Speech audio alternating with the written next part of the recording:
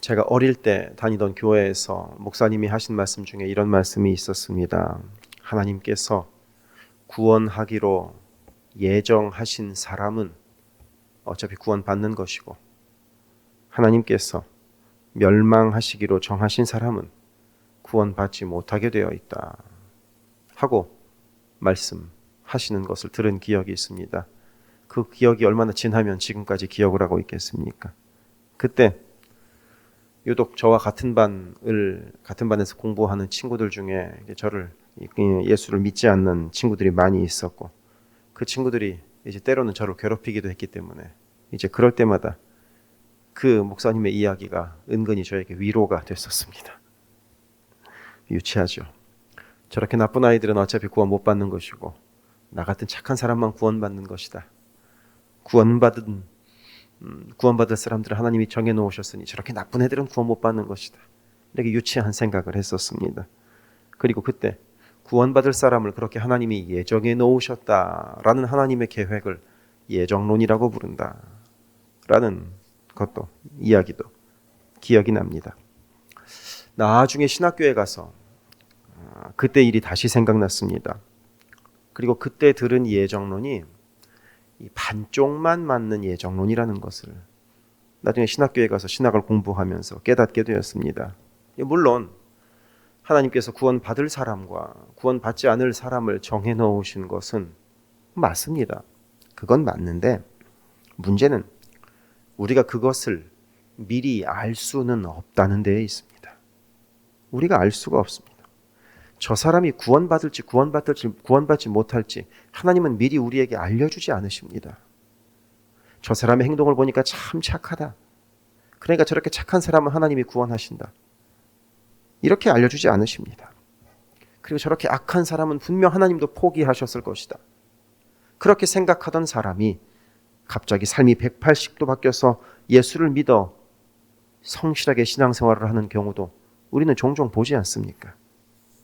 게다가 구원받을 사람과 구원받지 못할 사람을 하나님께서 미리 다 정해 놓으셨고, 그리고 그것을 우리가 알 수 있다면 전도하거나 선교할 필요가 없습니다. 내가 전도하든 하지 않든 어차피 하나님께서 저 사람은 구원하실 것 아니냐, 이렇게 생각할 수 있고, 또 반대로 내가 아무리 고생해서 복음을 전하고 선교를 하더라도 저 사람들은 어차피 구원 못 받는 것 아니냐, 그렇게 하나님이 정해놓으신 것 아니냐, 이렇게 생각할 수 있기 때문입니다. 그래서 하나님께서는 누가 구원받을지 누가 구원받지 못할지 정해놓으셨는지는 모르겠지만 미리 알려주진 않으십니다. 절대 알려주지 않으십니다. 우리의 구원도 미리 알려주지 않으시는데 한 사람 한 사람의 구원을 어찌 하나님이 다 미리 알려주시겠습니까? 그렇게 우리는 하나님의 구원 계획을 미리 알 수 없기 때문에 복음을 전하는 것입니다. 우리는 하나님의 구원 계획이 모든 사람에게 있으리라는 믿음으로 나의 말 한마디와 나의 행동 하나를 통하여 하나님의 구원 계획이 이루어지기를 소망하는 마음으로 복음을 전하는 것입니다. 오늘 읽은 이 로마서는 바울 사도가 로마 교회에게 쓴 편지입니다. 그 당시 로마 교회는 그때 많은 교회들이 다 그렇듯 유대인과 이방인들이 섞여 있는 교회였습니다. 그리고 그 당시 유대인들은 이 이방인들을 사람으로 취급하지 않았습니다.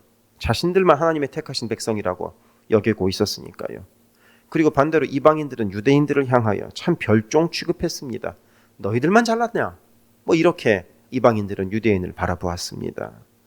그런 사람들이 아무리 예수를 믿었다 손 치더라도 한 교회에 섞여 있었으니 교회 분위기가 말이 아니었을 겁니다. 게다가 당시 교회는 요즘처럼 많은 사람들이 함께 이렇게 한자리에 모여서 예배하는 교회가 아니라 20명씩 30명씩 가정에서 모이는 교회가 전부였습니다. 그런 교회가 로마라는 도시 안에 원래 하나가 있었고, 그리고 그게 여러 개로 늘어나다 보니까 그렇게 늘어나는 과정에서 유대인들끼리만 모여서 가정교회를 이루고, 이방인들끼리 모여서 가정교회를 이루고, 로마인들끼리만 모여서 가정교회를 이루고, 그렇게 되어 있었습니다. 그리고 그런 가정교회들 여러 개가 서로 융합되지는 않았습니다. 게다가 문제는 무엇이냐면 교회 안에서 유대인들이 이방인을 낮춰보았다는 데 있습니다. 예수를 믿어도 유대인이 되지 않으면 구원받지 못한다 라고 교회 안에서 유대인들이 이방인을 바라보았습니다. 그러니 할례받아 당신들도 할례받아서 구원받아야 된다. 이렇게 교회 안에서 유대인들이 이방인을 향하여 이야기했습니다. 그리고 로마라는 큰 도시 안에는 당연하게도 예수를 믿지 않는 유대인들이 어마어마하게 많이 있었습니다. 많이들 이야기하면 10만 명까지도 있었다고 합니다. 우리들은 하나님께서 택하신 백성들인데 뭐하러 예수 믿느냐? 이런 유대인들이 그 당시 로마에는 엄청나게 많이 있었습니다. 그리고 그런 믿지 않는 유대인들을 향하여 이방인들은 무엇이라 이야기했느냐 하면 당신들 유대인들이 예수님을 죽였다. 그러니 유대인들은 구원 못 받는다. 당신 예수 믿지 말아라. 이런 식으로까지 이방인들이 유대인을 향하여 이야기하고 있었습니다. 이렇게 복잡하게 얽히고 설켜 있는 관계 속에서 바울 사도는 유대인들의 구원은 어떻게 되는 것인가 하는 것을 반드시 설명해야만 했습니다. 심각하게 답을 해야만 했습니다. 오늘 말씀도 그런 부분에 일부라 할 수 있습니다. 오늘 말씀에 바로 이전에 있는 9장 20절은 이렇게 기록되어 있습니다. 이 사람아, 내가 누구이기에 감히 하나님께 반문하느냐? 지음을 받은 물건이 지은 자에게 어찌 나를 이같이 만들었느냐 말하겠느냐? 우리 모두는 하나님이 지으셨다는 겁니다. 내가 이방인이든 유대인이든 상관없이 우리 모두는 다 하나님이 지으셨다는 겁니다. 하나님이 만드셨다는 것은 곧 대충 만드셨다는 것이 아니라 가장 정성껏 만드셨다는 뜻이지요. 나만 하나님께서 만드신 것이 아니다. 당신도 하나님께서 만드셨다. 그것도 하나님께서 가장 정성스럽게 만드셨다. 바로 이 20절의 말씀은 그 말씀인 것입니다. 그러니 나를 왜 이렇게 만드셨냐고 하나님께 탓할 수 없다는 뜻입니다. 하나님은 하나님의 귀하고 높은 뜻으로 우리 한 사람 한 사람을 다 만드셨기 때문입니다. 우리 모두는 다 하나님의 형상으로 만들어졌습니다. 그것이 우리의 믿음입니다. 나와 가깝고 나에게 친절한 사람만 하나님의 형상으로 지음받은 것이 아니라 저 사람은 도저히 이해할 수가 없다라고 여기는 사람도 하나님의 형상으로 만들어졌고요.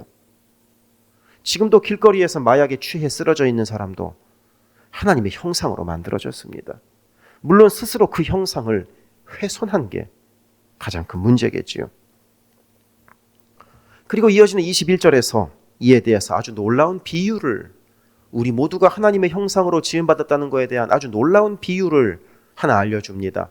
토기장이가 진흙 한 덩이로 하나는 귀히 쓸 그릇을, 하나는 천히 쓸 그릇을 만들 권한이 없느냐. 이 말씀을 읽고 나면 사람에 따라서 좀 기분이 좋지 않게 느껴지는 분이 있을지도 모르겠습니다. 그러면 누가 귀하게 쓸 그릇이고 누가 천하게 쓸 그릇이냐? 그럼 나보고 천하다고 말하는 것이냐? 이런 식으로 기분 나쁘게 생각할 분이 있을 수도 있습니다. 하지만 이 말씀은 누구는 귀하고 누구는 천하다라는 것을 말하고자 함이 당연히 아닙니다. 누구는 귀하고 누구는 천하다라고 말하는 기준은 하나님의 기준이 아니라 지극히 인간적인 기준일 뿐이기 때문입니다.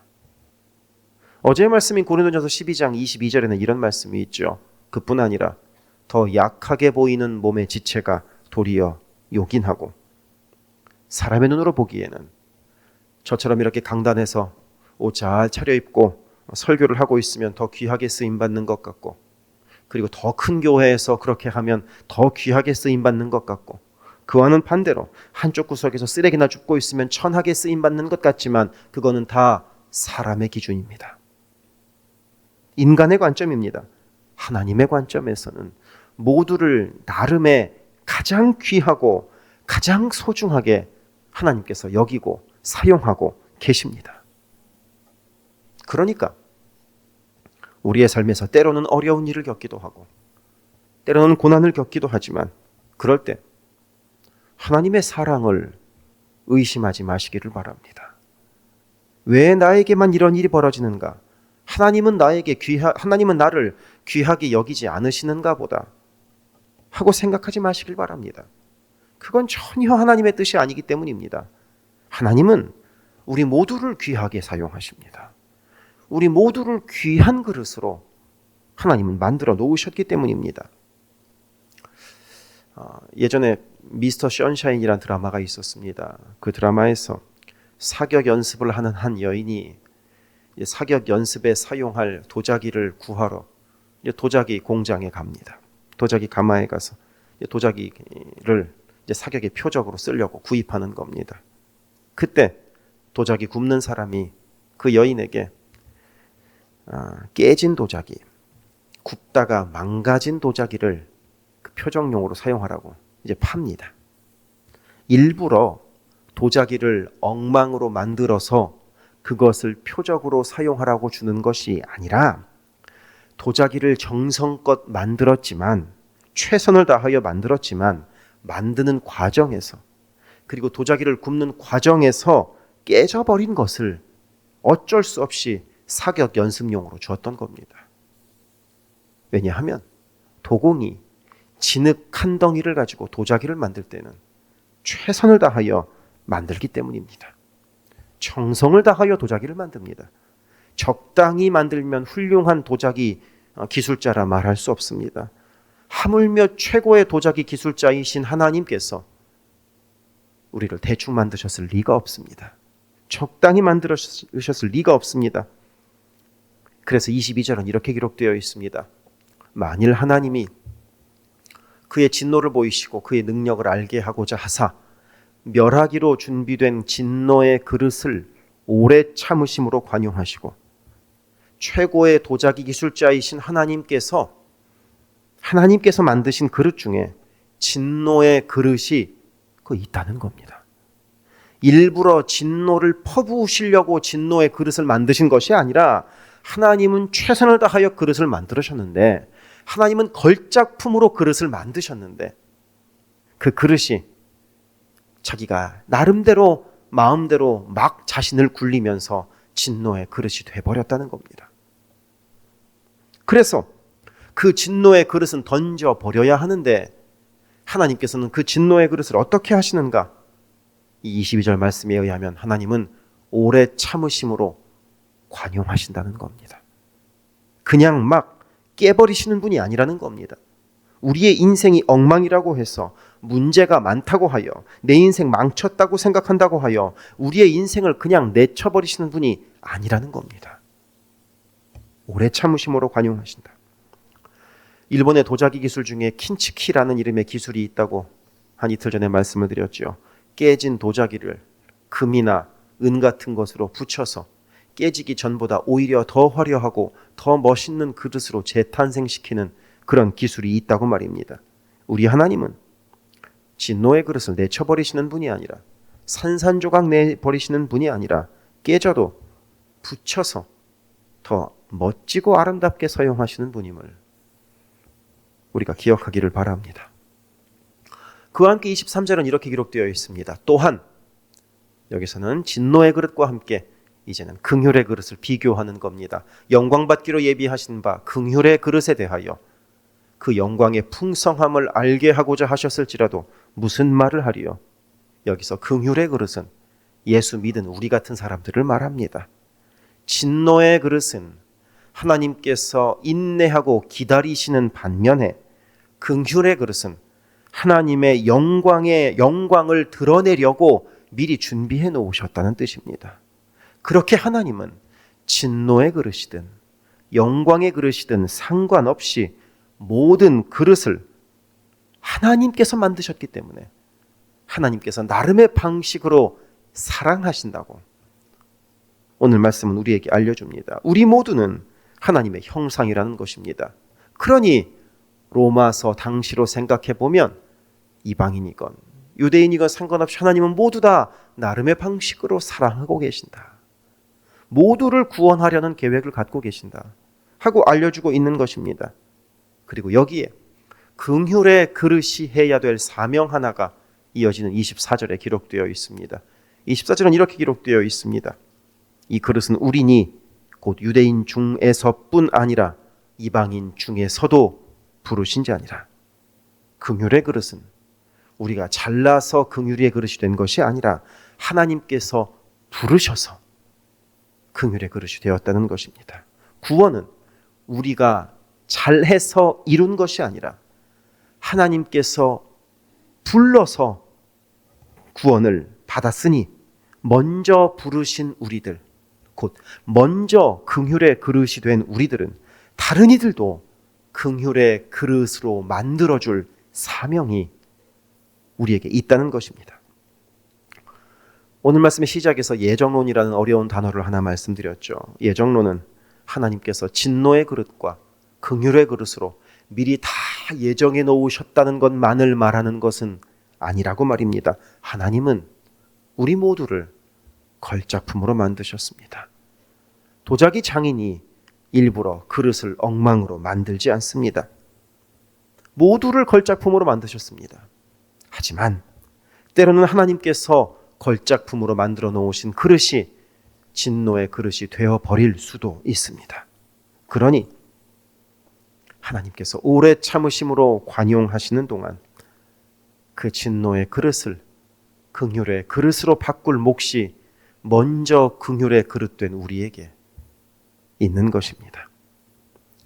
하나님의 긍휼하심을 먼저 받은 우리들이 긍휼의 그릇다운 바른 삶과 정결한 삶, 그리고 긍휼을 베푸는 삶으로 우리 주변에 수없이 널려 있는 진노의 그릇을 긍휼의 그릇으로 바뀌는 것을 우리가 감당할 수 있게 되기를 바랍니다. 올해가 그렇게 우리가 긍휼의 그릇을 만들어가는 복된 한 해가 되기를 바랍니다. 기도하겠습니다.